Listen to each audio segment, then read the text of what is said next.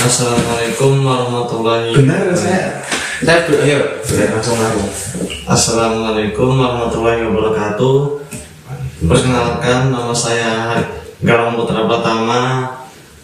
Kembali lagi di podcast Ruang Sunyi. Dan hari ini saya ditemani oleh dari mahasiswa Universitas Islam Negeri Salatiga, Mas Sugi Wahyu Budiono. Hari ini kita akan membahas seputar peristiwa hijrah Nabi dari Mekah ke Madinah. Untuk Mas Mugi, sebenarnya apa sih yang menjadi sebab Nabi hijrah dari Mekah ke Madinah itu? Baik, terima kasih atas kesempatannya. Jadi langsung saja ya, kalau kita bahas tentang latar belakang atau sebabnya Nabi kok hijrah dari Mekah ke Madinah itu, kita harus bahas timeline atau peristiwa sebelumnya. Jadi di tahun ke-12 kenabian, jadi setelah Nabi itu 12 tahun diutus menjadi Nabi. Ada yang mengatakan 11, ada yang mengatakan itu 12 tahun. Itu pas peristiwa haji. Jadi ini haji itu udah ada dari dulu. Yang bangun Ka'bah itu siapa? Bangun Ka'bah itu sahabatnya Nabi bukan. Jadi Ka'bah itu udah ada. Yang bangun pertama itu Nabi Ibrahim. Jadi masyarakat Arab itu yang pribumi, berarti agamanya itu rata-rata adalah agamanya Nabi Ibrahim, Hanifan. Jadi mereka setiap tahun juga haji ke Mekah, ke Ka'bah gitu. Itu udah tradisinya mereka, tradisi orang-orang Arab. Dan itu juga yang menyebabkan masyarakat Mekah itu menjadi pusat dari perekonomian di situ. Karena kan misal di Mekah itu jadi pusat, tiap tahun ada orang yang haji di situ. Artinya kan perekonomian jalan. Nah itu artinya Mekah itu pusat peradaban di situ, pusat perekonomian di situ karena ada Ka'bah di situ. Nah, pada saat tahun ke-12 kenabian itu ada orang-orang yang berasal dari Yasrib. Yasrib itu nama sebelum itu Madinah itu namanya itu Yasrib. Nah, mereka itu datang ke Mekah musim haji, dia datang ke Mekah, ketemulah Nabi di Mina. Ketemu Nabi di Mina, terus Nabi itu berdakwah, ngomong kalau saya itu Nabi utusan terakhir, penutup para Nabi gitu. Nah, habis itu terjadilah Baitul Aqobah. Baitul Aqobah itu baiat orang-orang dari Yasrib yang dari suku Aus sama Khazraj itu berbaiat kepada Nabi untuk masuk Islam. Itu ada 12 orang. Nah, kenapa kok mereka kok seyakin itu dengan Nabi? Kira-kira kenapa? Maksudnya kan itu kan dari luar kota ya, luar daerah di Mekah. Bahkan orang-orang Mekah itu kan nggak percaya sama Nabi. Kenapa dia percaya? Kira-kira? Mungkin karena suatu Nabi menyukai kaum-kaumnya. Jadi kalau kita berbicara alasannya itu, jadi kan ini Aus sama Khazraj itu kayak suku pribuminya di Yasrib itu tadi. Dan di Yasrib itu juga tinggal suku-suku lain dari kelompok orang-orang beragama Yahudi. Itu ada Bani Nadir, Bani Qainuqa, Bani Quraidah. Nah, tiga itu mereka itu nggak akur hidup di Madinah. Hidup di Madinah itu nggak akur, di Yasrib itu mereka nggak akur.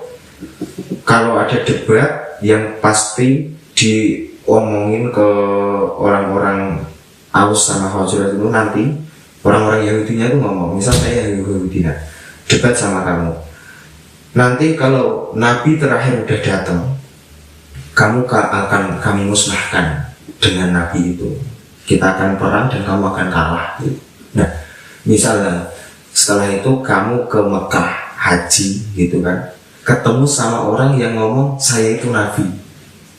Jadi kan kayak, wah, ini yang aku sebagai Nabi. Ini yang selama ini diomongin sama orang-orang Yahudi itu. Katanya mau datengin Nabi, lah ini nabinya. Jadi mereka langsung percaya, oke, kami percaya kamu adalah seorang nabi.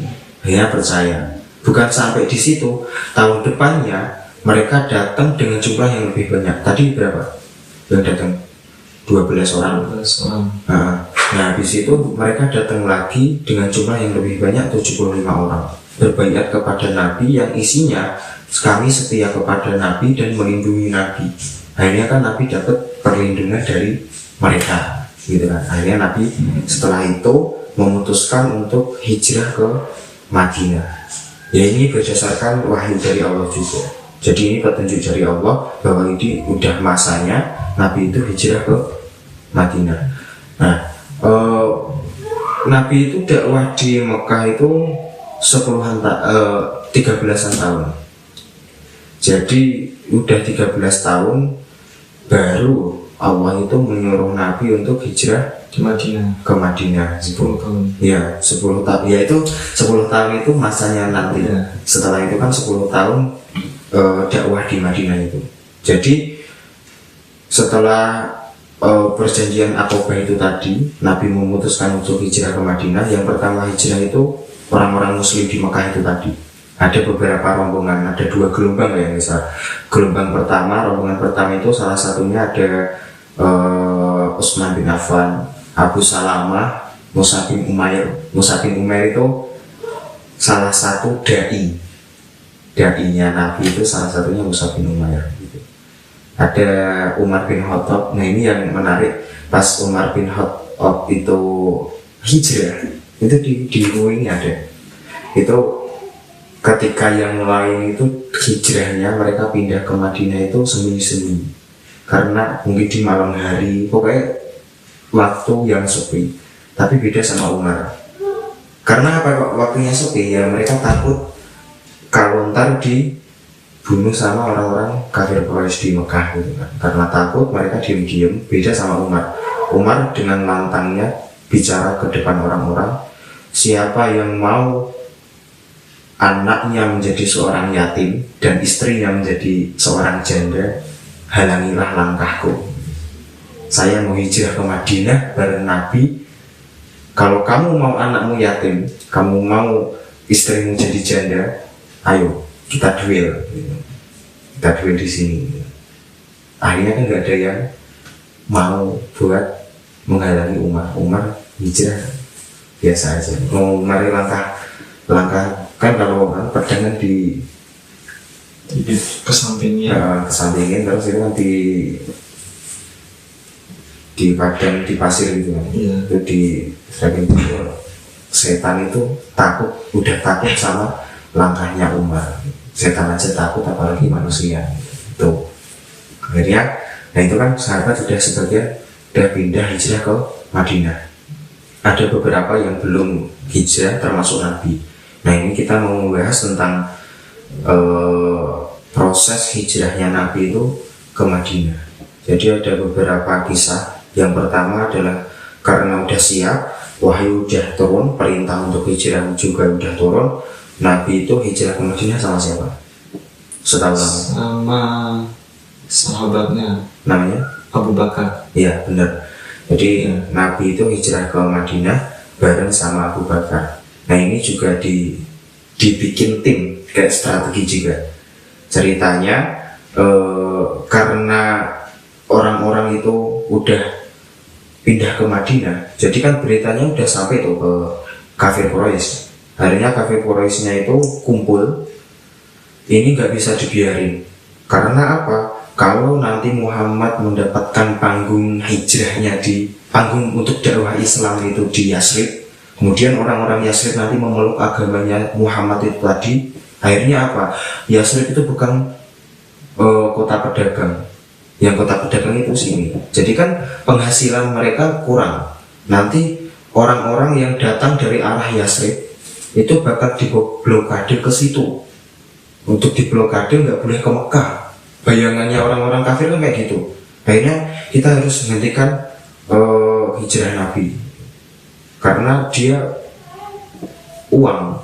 Jadi yang jadi patokannya orang-orang kafir Quraisy itu kalau Nabi sampai hijrah ke sana, membangun peradaban di sana, mereka memblokade uang-uang yang akan datang ke kita gitu.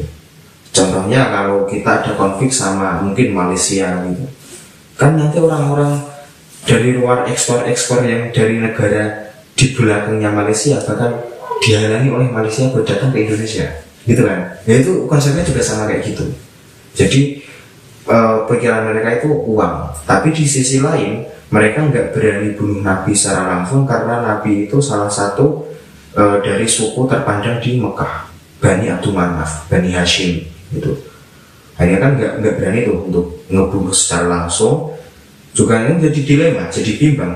Kita nggak boleh biarin dia hijrah, tapi di sisi lain kita juga takut untuk membunuh karena dia dari suku terhormat. Akhirnya ada satu kesepakatan dari usul dari Abu Jahal, kalau gitu gini aja, kita kirim dari masing-masing suku satu pemuda dengan pedangnya untuk mengepung rumahnya Nabi. Jangan sampai Nabi itu hijrah ke Madinah. Oke, mereka sepakat karena berarti kalau nanti kok Nabi sampai terbunuh, salah satu dari pemuda itu kok membunuh Nabi, itu yang bertanggung jawab semuanya. Karena kan sama-sama pakai pedang, gitu kan, semuanya bertanggung jawab.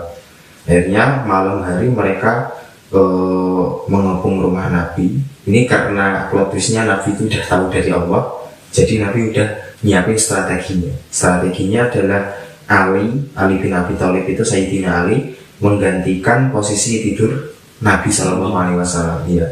Nah, ketika Abu Jahal itu ngintip, istilahnya ngintip ke jendela rumahnya, ada orang itu masih tidur, Muhammad masih tidur, kita pokoknya jaga-jaga gitu. Kalau kamu pernah lihat, kalau pas sahur itu kan di MNC TV itu ada Umar bin Khattab, ya. Nah itu ada di situ. Kamu lihat filmnya itu, ceritanya si Abu Jahal itu sampai ketiduran. Pas pagi dia kebangun, udah pagi itu. Terus lihat ke jendela, masih ada nabinya. Terus dilihat lagi, dia udah mau keluar, langsung bangunin yang lainnya, yuk kita jaga-jaga di depan rumah Nabi. Pas udah siap pedang semuanya, pintu dibuka, yang keluar bukan Nabi, tapi malah Ali bin Abi Thalib. Karena Nabi udah hijrah. Terus kan, kok kamu Ali? Ya emang saya gitu. Lah ngapain kamu? Ya saya mau tidur di sini. Mana Muhammad?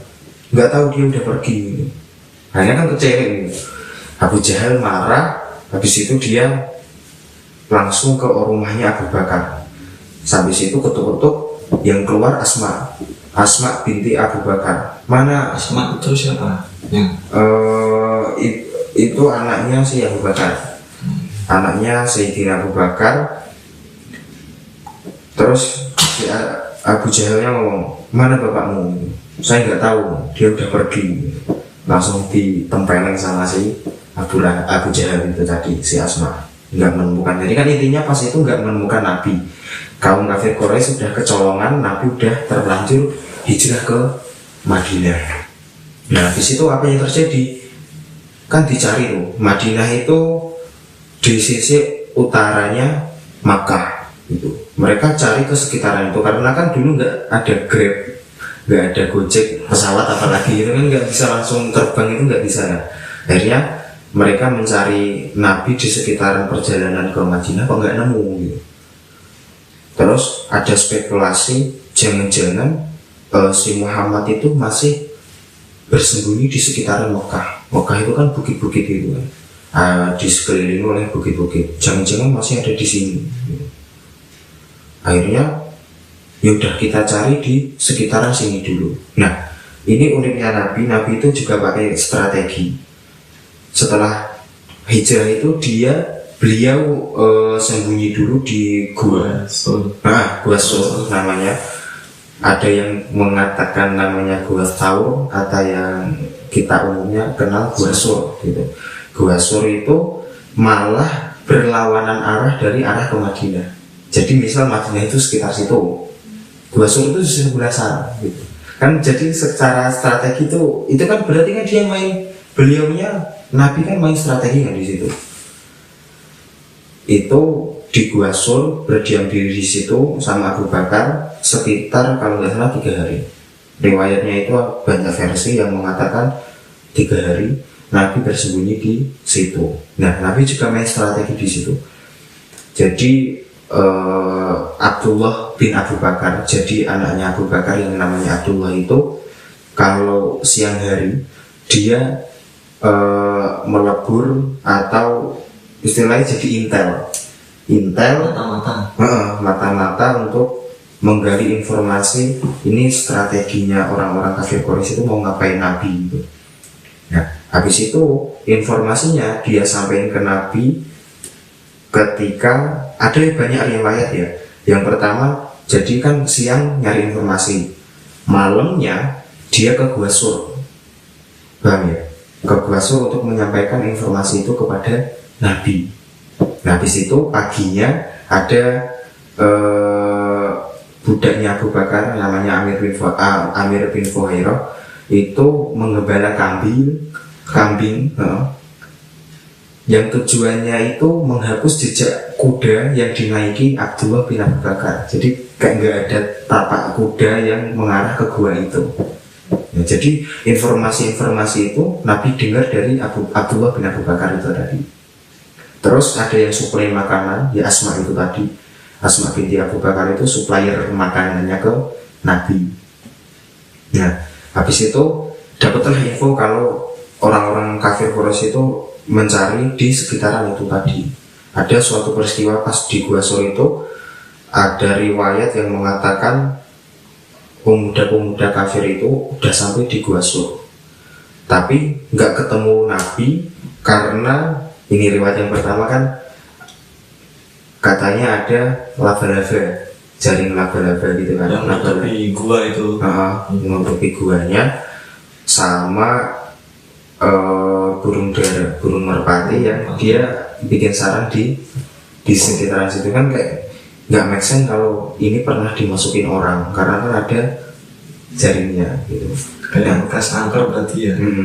Nah, habis itu pas itu Abu Bakar itu ketakutan karena takut nanti kelihatan, ketemu gitu kan, ketahuan kalau mereka bersembunyi di situ. Sampai Abu Bakar itu ngomong, ini kalau mereka melihat ke arah kaki kita, melihat ke arah kaki mereka, niscaya dia akan melihat kita gitu. Tapi jawabannya Nabi ini ada di surat At-Taubah ayat 40. Nabi itu jawabnya santai, ya Abu Bakar, kalau ada 2 orang dan yang ketiga itu Allah, maka jangan takut, la tahzan innallaha ma'ana. Kamu jangan khawatir, kita itu 2 orang yang diridhai oleh Allah. Kita 2 orang, yang ketiga itu adalah Allah, maka jangan takut, la tahzan innallaha ma'ana. Allah bersama kita. Itu kalimatnya Nabi yang itu berdasarkan firman di surat Taubah ayat ke-40 gitu. Ya. Tapi ada juga sebagian riwayat yang mengatakan bahwa Nabi itu, orang-orang kafir itu lewatnya di atas gua. Karena kalau kita lihat Gua Sur itu kayak gua Hira, sempit gitu kan.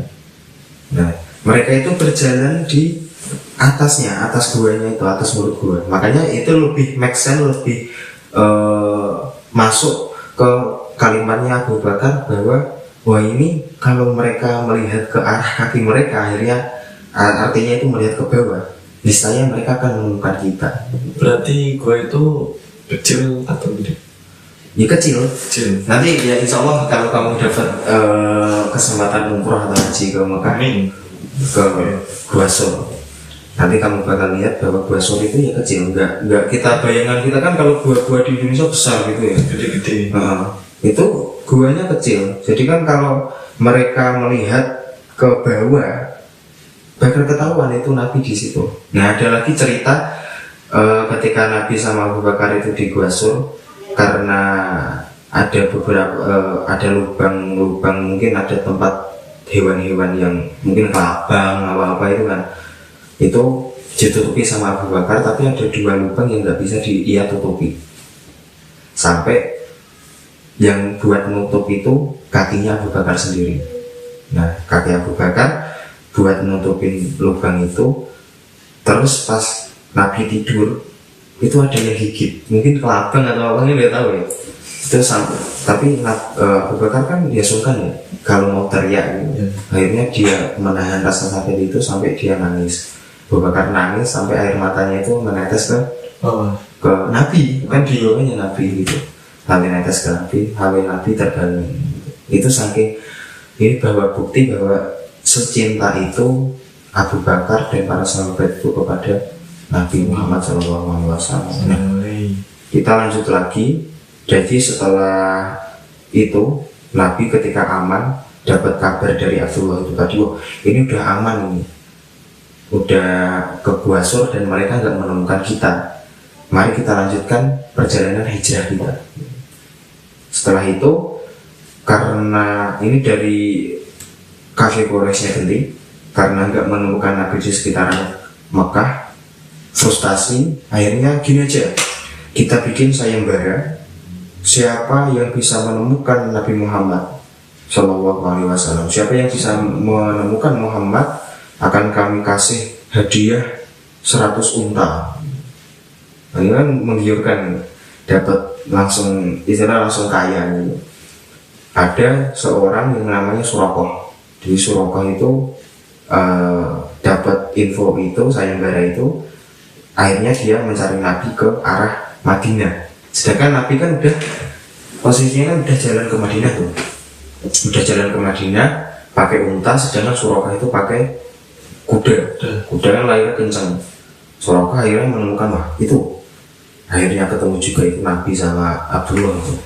Dia orangnya pas mau lari ke sana buat ngejar Nabi, buat membunuh Nabi, kudanya itu jatuh. Begitu sampai 3 kali. Setiap ada niat buat ngejar Nabi, buat membunuh Nabi, kudanya jatuh, gitu lagi, bangun lagi, bisa jatuh lagi. Akhirnya yang terakhir dia dalam hati kayak, ya udahlah, itu orang sakti beneran, itu bener-bener orang bener. Berarti memang orang itu istimewa. Saya mau ngejar Nabi tapi bukan buat ngebunuh Nabi. Akhirnya ketika ada niat seperti itu, kudanya ya biasa-biasa aja, jalan biasa sampai ketemu Nabi. Dia ngomong ke Nabi, wahai Muhammad, saya nggak ada niatan buat ngapa-ngapain kamu gitu. Kamu mau hijrah ke Madinah kan? Demi Allah, saya tahu kamu itu orang yang benar. Terus Abu Bakar jawab, terus gimana? Saya akan melindungi kamu. Saya akan menjauhkan orang-orang dari perjalanan ini gitu. Habis itu Nabi itu menghentikan ke Surakoh tadi, gimana pendapatmu kalau nanti kamu dapat gelang Kisra? Gelang emas. Gelang Kisra itu gelang buat raja-raja Persia. Iya. Gimana pendapat kamu? Kan ya setengah percaya setengah enggak gitu. Masa saya dapat gelang raja Persia gitu kan? Langsung diangkat. Bukan, tapi akhirnya bukan diangkat jadi raja ya. Ya emang dapat gelangnya itu. Gitu. Jadi ini terbukti setelah itu pas masa khalifahnya Umar itu menaklukkan daerah Persia, dapat ghanimah, rampasan perang itu ada gelangnya itu. Nah Umar keinget ceritanya Nabi itu tadi sama Surakoh, dipanggilnya Surakoh, ini gelang gitu. Jadi benar-benar kejadian kan gitu. Nah akhirnya Surakoh itu melindungi Nabi. Jadi ketika ada orang-orang yang ikut sayembara itu mau ke arah itu, dia ngomong, saya itu tahu tempat ini, saya hafal tempat ini, saya udah dari sana, nggak ada Nabi di sana, nggak ada Muhammad di sana gitu. Akhirnya kan aman-aman aja gitu. Jadi lanjut ke peristiwa hijrah Nabi itu, Nabi akhirnya ya biasa aja, perjalanannya biasa sampai ke Kuba. Jadi sahabat-sahabat yang udah hijrah duluan itu, mereka sampai di Kuba menunggu Nabi di situ. Nabi datang, Nabi mendirikan sebuah masjid di Kuba itu tadi. Masjid pertama dalam sejarah umat Islam itu masjid di Kuba. Kuba itu sebelum Madinah. Melaksanakan sholat Jumat khutbah pertama itu di Masjid Kuba itu.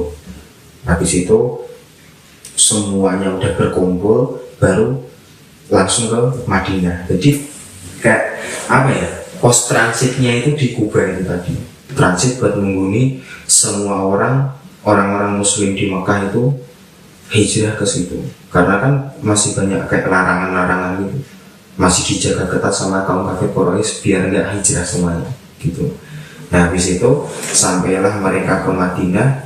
Kamu kalau di Burdah atau di Manaqib atau di apa Diba itu kan ada yang tola'al, itu kan tola'al badru alaina itu. Nah itu kalimat itu dari orang-orang Madinah, orang-orang Yasrib ketika Nabi itu datang, oh itu Nabi Muhammad itu datang gitu. Mereka ngomong tola'al badru alaina min thaniyyatil wada, sampai akhir itu tola'al badru alaina, telah datang rembulan di antara kita, yang di atas kita derajatnya. Karena saking cintanya sama Nabi itu rembulan, cahaya yang kan sebelumnya kan mereka konflik terus tadi sama si Yahudi itu kan. Jadi kan itu kayak senjatanya paling mutakhir gitu. Mereka udah kedatangan Nabi yang sebelumnya itu selalu diancamkan oleh orang-orang Yahudi kepada dia gitu. Tola'al badru alaina, saking cintanya sama Nabi. Nah habis itu Nabi datang, habis datang itu akhirnya langkah-langkah yang dilakukan Nabi pas pertama hijrah kan ini. Jadi pas Nabi datang itu banyak, karena kita kan saking cintanya sama Nabi ya, pasti kan gua nawarin Nabi tinggalnya di rumah saya aja gitu. Bukan di rumah saya aja, tinggal di rumah kami Nabi gitu. Rebutan untuk tempat tinggal. Rebutan. Nah akhirnya yang dilakukan Nabi adalah Nabi menghentikan gini, ini nanti unta ini sudah diperintah Allah, dia akan berhenti di tempat yang sudah ditunjuk Allah gitu. Nabi akan tinggal di situ untuk sementara waktunya. Akhirnya unta itu jalan dan berhenti di rumahnya Abu Ayyub Al-Ansari. Akhirnya yaitu Nabi itu tinggalnya di rumahnya Abu Ayyub Al-Ansari. Setelah itu kan Nabi membuat rumah sendiri gitu kan. Tapi sebelumnya dia tinggal di rumahnya Abu Ayyub Al-Ansari. Nah setelah hijrah itu ada 3 langkah. Yang pertama yang dilakukan Nabi habis sampai di Madinah, yang pertama mendirikan masjid. Nah habis itu kan untanya berdiri lagi, dan setelah itu unta itu jalan sampai ke berhenti lagi. Nah di tempat berhenti itu nanti Nabi menghentikan bahwa ini akan didirikan masjid. Jadi setelah berhenti ternyata unta itu berhenti di rumahnya 2 saudara yatim, namanya Sahal sama Suhail bin Amr gitu. Nah itu nanti yang dibeli oleh Nabi untuk didirikan masjid, dan Nabi tinggalnya di pinggir masjid itu tadi. Jadi rumahnya Nabi itu di pinggir masjid, yang sekarang jadi makomnya Nabi itu dulu adalah rumahnya Nabi di pinggir Masjid Nabawi. Yang kedua adalah mempersaudarakan antara orang Ansor sama orang Muhajirin. Jadi orang-orang yang dari Mekah yang hijrah itu kan disebut muhajirin, itu dipersaudarakan dengan orang-orang asli Madinah, asli Yasrib, yaitu orang Ansor, artinya itu orang yang menolong. Jadi disaudarain itu kan bagus banget ya. Jadi untuk menjalin hubungan dengan orang itu kita saudara, dijadikan saudara. Kalau kita udah saudara, kita keluarga kan, kalau ada apa-apa sama keluargamu kamu pasti bantu. Nah itu juga konsepnya itu dibawa oleh Nabi. Ada satu kisah unik ya unik lah. Yang salah satunya disaudarakan oleh Nabi itu Abdurrahman bin Auf dari Muhajirin dari Mekah, itu dipersaudarakan dengan Sa'ad bin Robi. Sa'ad bin Robi itu dari Madinah, dari Yasrib. Dia salah satu orang terkaya di Madinah, di Yasrib.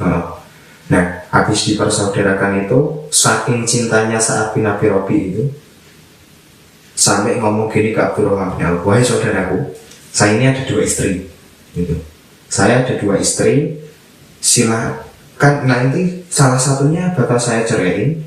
Setelah masa iddahnya selesai, silahkan pilih mana ini yang kamu suka, bakal tak ceraiin. Nanti kalau udah masa iddahnya selesai, kamu nikahin, saya bakal ngasih separuh atau sebagian riwayat sepertiga harta saya buat kamu gitu, buat menjalani hidup di Madinah.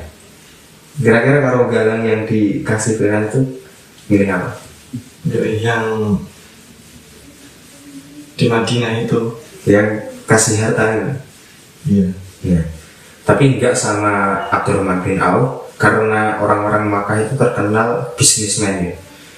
Dia cuma minta ke Sa'ad bin Abi Rabi, saya terima kasih karena udah ngasih saya seperti itu, tapi saya minta tolong ditunjukin di mana arah pasar, letak pasarnya di mana. Udah itu aja, itu udah sangat cukup buat saya gitu. Karena dia bisnismen. Akhirnya Abdurrahman bin Auf itu berdagang di pasar Madinah. Caranya itu unik. Jadi kenapa kok akhirnya 1 tahun setelah dagang itu harta kekayaannya Sa'ad bin Abi Rabi sama Abdurrahman bin Auf itu sudah setara.